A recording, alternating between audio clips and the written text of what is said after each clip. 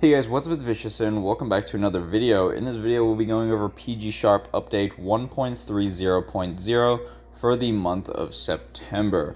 Now, right at the beginning of the month, obviously we have to make a PG Sharp video with regard to all of the updates that it brings. I'll be showing you guys how to download this application, what are the payment methods, how you can actually use this application safely without being banned, and finally, I'll be giving my final thoughts on PG Sharp compared to other spoofing apps for Android. Now, PG Sharp is an Android-only application. That means you cannot download PG Sharp on an iOS device because it simply isn't compatible. There's no workaround on this. You can actually download this on Bluetooth on emulators on PC, things like BlueStacks, but I highly recommend against it. I would not do it on a PC emulator because it's very easily detectable. And you can get banned very, very easily. So I would not use PG Sharp on something like BlueStacks. Anyway, let's get straight into the video. So the first thing you need to know, where to download it, you can download it at pgsharp.com. The link will be in the description below. There's two versions of PG Sharp. There's a free version, which is of course free, but it does come with limited features. And then the paid version, the premium version of PG Sharp, costs $5 a month, cancelable at any time. I think you can only pay with debit, credit, or PayPal, unfortunately. Yeah, I think, honestly, before we get into the video, I think $5 definitely worth it. And I'll be showing you guys why in the video. And hopefully you guys, want to support them out. So, let's take a look at some of the settings here. Now, on the top left, we have obviously the menu, and you can interact with it. You press the map, and they'll show your location. Obviously right now, or not obviously, but right now we're in New York City, right in the center of it. You can kind of just go wherever you want, really, right? It's a spoofing app. You know, it has all the usual features of being able to bring you wherever you want. Next one we have here is the speed. This is the speed at which you walk. So there's a joystick up here. I'm moving it right now. You can obviously just walk in the direction that you want to. You can turn up the speed if you want, so you can walk even faster. Don't really use this feature much, because I'm never really using the joystick. I'm always just kind of auto walking, and I'll demonstrate right now what auto walking is. Auto walking is the third option on this list, and you can click it, and you can set the amount of point of interest numbers that you want to go to, 1 to 400, because there are 400 on the map right now, and the default is 50. So if I put 400, it'll start walking to all 400 of these points of interest on the map, starting from this location right here. So, pretty useful feature, especially if you're trying to hatch eggs. This is one of the best ways to do it. Next we have feeds. Now, feeds are pretty important. For the free version of PG Sharp, you only get the 100 IV feeds, which honestly isn't bad, right? If you're trying to catch a Shundo, it's not the greatest, but, it will do for that. If you're trying to catch something specific, though, you need the premium version. And the premium version will give you 100 IV, well, it'll give you Pokemon and 100 IVs for specific Pokemon that you list out. I can demonstrate how to make a feed. So quickly here, you can pick the level from 1 to 35. You can click the IV. You can actually specify specific IVs as well. So if you want PvP IVs, you want 0, 15, 15 probably. So you can actually set that and then try and snipe the Pokemon that you actually want. You can change the distance, priority, and the Pokemon. Obviously, you just click Pokemon and then simply click whichever one you want.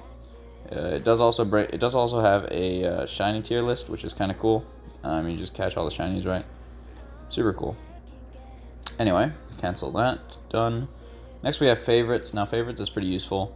It gives you a bunch of places you can teleport to. Obviously I've made a video on this. Places I would go to are Zaragoza, New York, Tokyo, and probably Sydney. That's about it. I only go to 4 places. Sydney because of the time zone, Zaragoza, and New York for the PokéStops and Pokemon, and then Tokyo once again for the time zone. Routes, I've never used it. Wouldn't recommend. Next we have teleport. This one is pretty good. One nice thing about this feature is that actually it actually filters out the coordinates for you. So if you copy like a whole wall of text and the coordinates are only one part of that text, it'll actually just filter out the coordinates for you. You don't have to delete it manually, which is nice, right?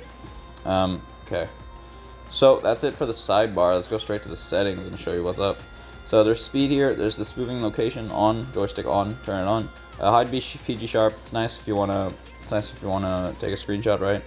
You can take a screenshot that you're not spoofing and then swipe to bring it back. Next we have inventory IV and encounter IV. Inventory IV is the IV that shows up over here. So as you can see, level 50, 100 IV, 15, 15, 15. And then encounter IV is if we encounter this guy, it'll show level 9, IV 77, and then 10, 15, 10, which are the 3 stats for the Pokemon. Next we have caught preview and enhanced throw. Caught preview obviously just tells you whether the Pokemon has been caught, flees, or escapes before you actually before the animation actually happens, so you don't have to wait for the animation, which is really nice. Next we have enhanced throw. Obviously you want excellent curveball, AR plus, and 100% hit, which is really nice. You can actually just completely troll the throw and it'll hit every single time. You can just throw it onto the ground, boom, excellent, right? Obviously there's the skip animation, but we'll go over that later. You have the map, which is nice. Tap to teleport. Oh yeah, one thing about the enhanced throw thing, you can have it to excellent curveball, AR plus, and 100% hit every time. Niantic doesn't take information on catch rates, so you're not going to get banned for that alone. There's not going to be like a sketchy catch rate type thing, so you're completely safe on that one. Tap to teleport, right? It's pretty useful if you're just trying to get to like a gym or something. I never really use the tap to walk feature because I can just auto walk, right? But tap to teleport is definitely the way to go. Next up we have nearby radar, quick sniper, and cooldown timer. Quick sniper is pretty good for speed catching or speed sniping 100 IVs and stuff that you want to catch. It's really nice. I only use it during community days or event days because I'm too lazy to actually catch a legit shundo. Nearby radar, not very useful, never really use it. Cooldown timer is good if you're a novice at this. If you click cooldown timer, it'll show you a timer on the top left, right? If you teleport to a different place, let's say you teleport like here. Okay, yeah, sure.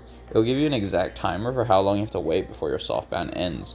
Right now, if I tried to interact with that PokéStop right here, if I teleported here, if I tried to interact with it, the game wouldn't let me. So actually, I have to wait 17 minutes before the game will let me interact with that. Okay, so next up we have the quick catch, which has obviously been demonstrated. You just click the Pokemon and then catch it, and then the animation cancels. Fantastic. We have block non-shiny and skip cutscenes. Skip cutscenes is just skipping all the skips Team Go Rocket Battles cutscenes. It skips, I think, some of the gym cutscenes. It skips a ton of encounter cutscenes. Skips Evolve and Mega Evolve, which is really nice. Block non-shiny is good for shundo hunting. If you're shundo hunting, right, you click on the Pokemon. If it's not a shiny, it would just not even let you into the encounter screen, which is really nice if you're trying to just mass find things, right? You just click it, and it just say blocked, and then tell you how much IV it had. Next we have quick load map. Not really useful. I just keep it on anyway because I honestly don't see the difference between having it on and off. But you know, to each their own. Next we have spawn booster. Pretty useful. What this does is it allows you to encounter Pokemon farther away. So that Rattata just now, if it was still here, I wouldn't have been able to encounter it if I did not have a spawn booster on, as well as the same goes for probably the Meowth. The range is too far away, but with spawn booster you can actually see it, which is nice. Virtual Go Plus, and these last 3 ones are probably the most important ones. Virtual Go Plus essentially just means that you have the Go Plus on the top right corner. You do have to deal with the settings in Pokemon Go by yourself. You can go to the settings, Pokemon Go settings, actually deal with some of the Go Plus settings, but it auto changes from catching balls and catching Pokemon. So if you run out of Pokemon, or if you run out of balls, it'll only spin gyms and stop PokéStops until you have enough Pokeballs to start recatching Pokemon, which is really nice. Next up, you have Instant Beat Team Go Rocket Battle. You click the Team Go Rocket Battle, it just instantly beats it. It does take 1 HP off your Mons, which is kind of annoying because you have to spam potions. But you know, it's better than having to actually fight it. It's a huge time waster. So this feature actually saves you a bunch of time. Next up, we have Gift Assistant. Gift Assistance, it's pretty cool. Whenever you go to your friends list, you try to open a gift or send a gift, it just does the animation, skips it completely. You can actually skip the animation in the legit version of Pokemon Go as well, but it's annoying to do, and this one just makes it so that you don't even have to touch your screen at all. It just does it for you. It's fantastic. Obviously, you can export, import your settings from before. So if you're trying to export and import previous PG Sharp files, you can actually do that. You can import other people's settings to use for yourself. This is nice if you keep a bunch of feeds or keep a bunch of locations that you want to port to. Obviously, there's feedback and reset UI. So one FAQ for PG Sharp. Lots of people say like, oh, the app can't be installed. I tried to install it and it just says app not installed. One thing to get around that, make sure you do have a compatible version of Android. I think it's 5.4.0 or it's 5.1 or something and above. Either that or it's Android 0.6 or Android 6.0. Make sure you have a compatible device. You can check on the PG Sharp website if your device is compatible or not. The other thing is make sure you're on an Android, obviously. Make sure you delete the original version of Pokemon Go before downloading the app. If you try to install this app over Pokemon Go, it will not work. They treat it as the same app.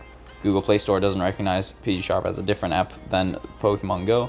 So if you have this version installed and then try to reinstall Pokemon Go, the actual Pokemon Go application, it's not going to work. One thing to note, if PG Sharp gives you any warnings, that is not a Niantic warning, obviously. That is a PG Sharp warning. So, you know, obviously, if PG Sharp warns you a bunch of times, your account's not going to get banned, because Niantic isn't warning you. PG Sharp can't ban you. They're obviously just a third party. Like, they're not going to ban your app. I honestly don't know why I get this question, but it's so funny to me. It's so weird. Yeah, I think that's about it for the FAQs. If you want to support me, you can check out my merch down below. You can go to youtube.com/vicio5/join. You can join my channel as a subscriber, which is really nice. Obviously, you can become a normal subscriber as well. You can like the video, comment down below what you'd like to see next. And yeah, I just want to say I really appreciate the constant views, guys. The constant feedback's really nice. Come join our Discord. We're almost at 14,000 members, which is insane, to be honest. And yeah, I hope you guys have a fantastic day. Stay safe, and I'll see you guys in the next one. Peace out.